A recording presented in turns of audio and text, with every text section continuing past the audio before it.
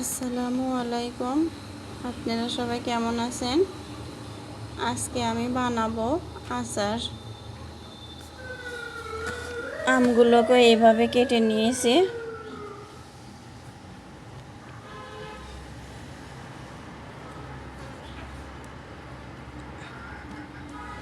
এখন এগুলাকে আমি ধুয়ে সিদ্ধ করে নেব হালকা করে।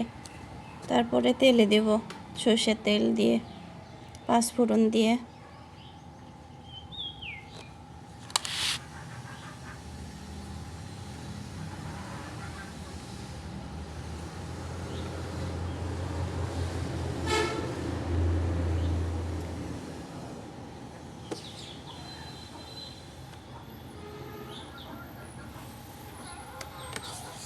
এগুলো কেটে নিয়েছি, আর আগে আরও করেছি।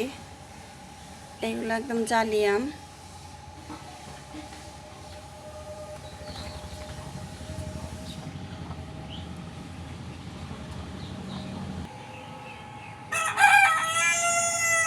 এখানে এগুলা রোদে নেড়ে দিয়েছি।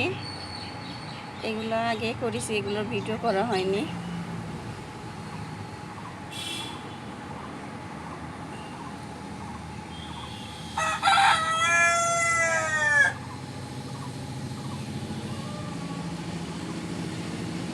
দুই রকমের করেছি, আজকে আবার করব।